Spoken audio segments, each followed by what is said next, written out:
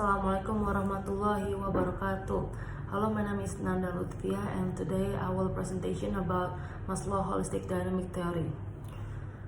Abraham Harold Maslow, born in Manhattan, New York on April 1st, 1908.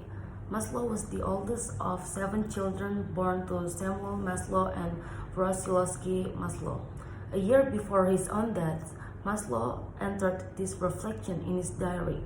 What I had reacted against and totally hated and rejected was not only her physical appearance, but also her values and worldview, her stinginess, her total selfishness, her lack of love for anyone else in the world, even her own husband and children, her assumption that anyone was wrong who disagreed with her lack of concern for her grandchildren, her lack of friends, her sloppiness and dirtiness, her lack of family feeling for her own parents and siblings. I've always wondered where my utopianism, ethical stress, humanism stress, and on kindness, love, friendship, and all the rest came from. I knew certainly of the direct consequences of having no mother love, but the whole thrust of my life philosophy and all my research and theorizing also has its roots in a hatred for any revulsion against everything she stood for.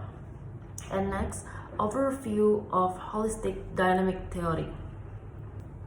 However, Maslow referred to it as a holistic dynamic theory because it assumes that the whole person is constantly being motivated by one need for another, and that people have the potential to grow toward psychological hope, that is self-actualization.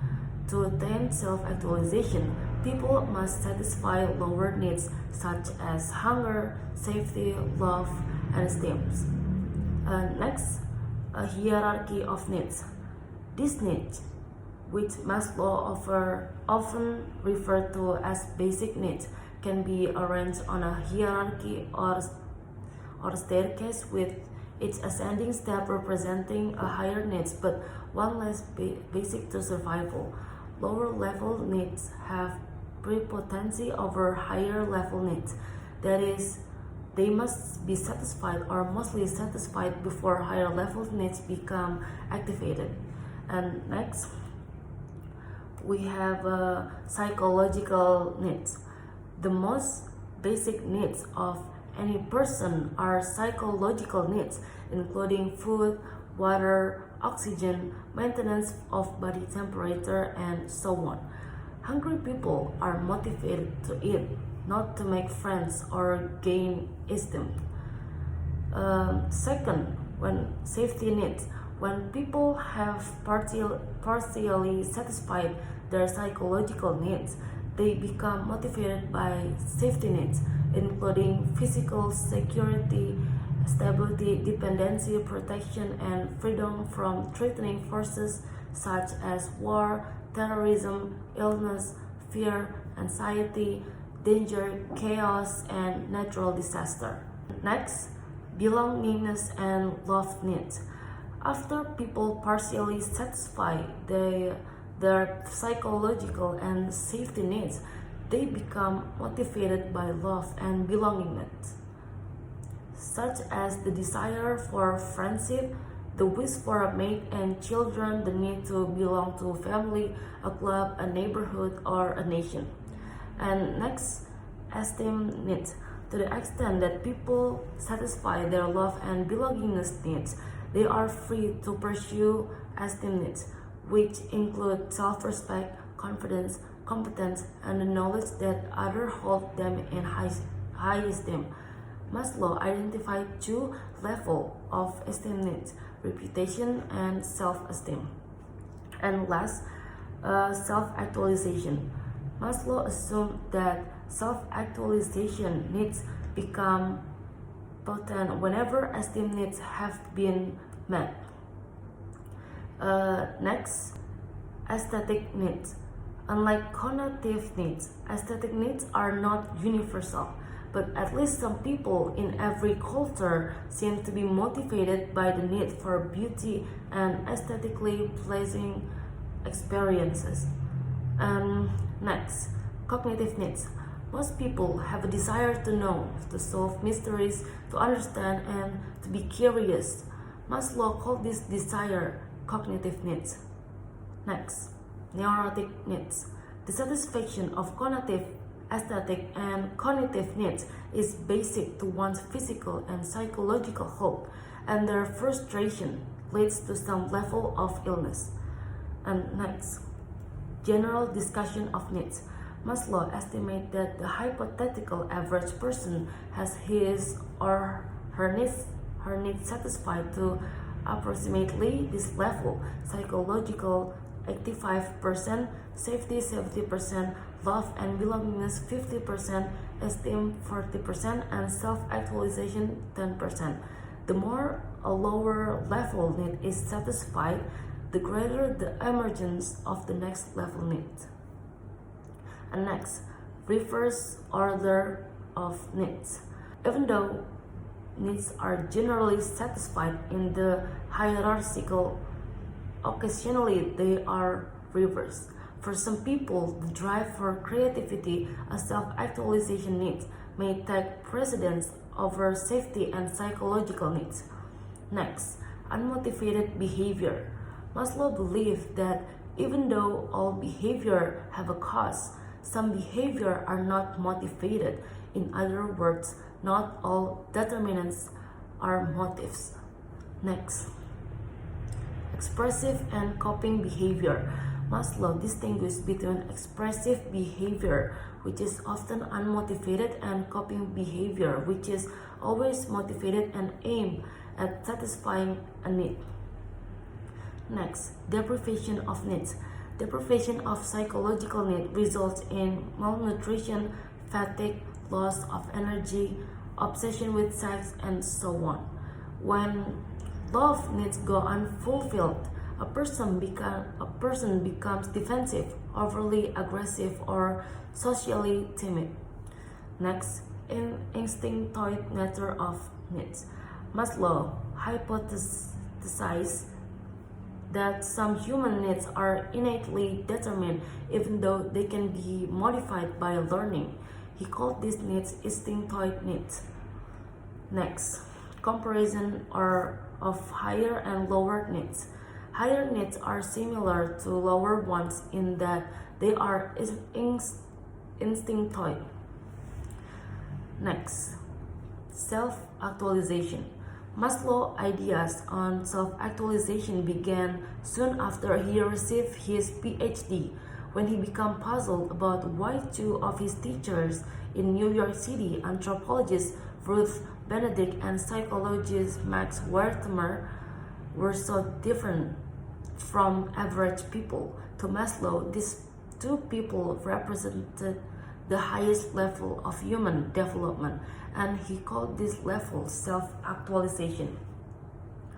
Next, criteria for self-actualization. First, they were free from psychopathology. They were neither neurotic nor psychotic, nor did they have a tendency towards psychological disturbances.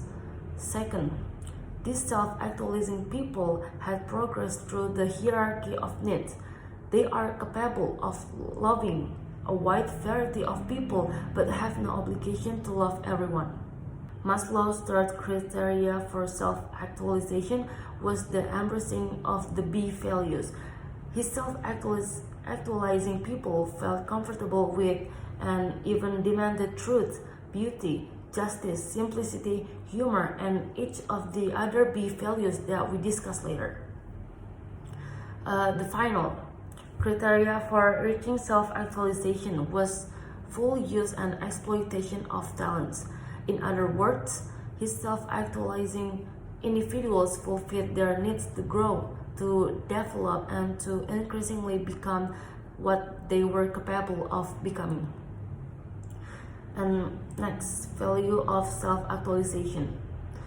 B values are not needs in the same sense that food, shelter, or companionship are. Maslow termed B values meta needs to indicate that they are the ultimate level of needs. He distinguished between ordinary need motivation and the motive of self-actualizing people, which he called meta-motivation. Next, characteristic of self-actualizing people. First, more efficient perception of reality. They can discriminate between the genuine and the fake not only in people but also in literature, art, and music. Second, acceptance of self, others, and nature. Self-actualizing people can accept themselves the way they are. And next, spontaneity, simplicity, and naturalness. They are unconventional but not compulsive. Next, problem centering. A fourth characteristic of self-actualizing people is their interest in problem outside themselves. And 5, the need for privacy. Self-actualizing people have a quality of detachment that allows them to be alone without being lonely. 6, autonomy. Self-actualizing people are autonomous and depends on themselves for growth, even though at some time in their past they had to receive love and security from others. And 7, continue freshness of appreciation. Self-actualizing people have the wonderful capacity to appreciate again and again. 8, the big experience. They were mystical in nature and that somehow gave them a feeling of transcendence originally. He thought that these so-called peak experiences were far more common among self-actualizers than among non-self-actualizers. 9. Gemeinschaftsgefühl is a sense of oneness with all humanity. And 10.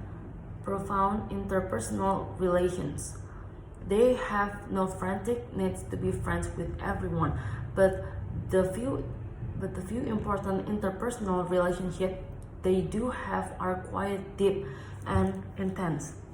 Number 11, the democratic character structure. They could be friendly and considerate with other people regardless of class, color, age, or gender. 12, discrimination between means and ends.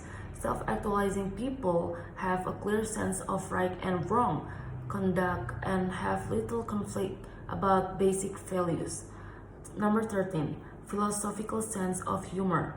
Another distinguishing characteristic of self-actualizing people is their philosophical, non-hostile sense of humor. Number 14, creativeness. Not all self-actualizers are talented or creative in the arts, but all are creative in their own way. Number 15, resistant to enculturation. They are neither antisocial nor consciously non-conforming. And next, love, sex, and self-actualization. Before people can become self-actualizing, they must satisfy their love and belongingness needs. It follows then that self-actualizing people are capable of both giving and receiving love and are no longer motivated by the kind of deficiency love common to other people. Self-actualizing people are capable of be-love, that is, love for the essence or being of the other. Be-love is mutually felt and shared, not motivated by a deficiency or incompleteness within the lover. Thank you for watching and wassalamualaikum warahmatullahi wabarakatuh.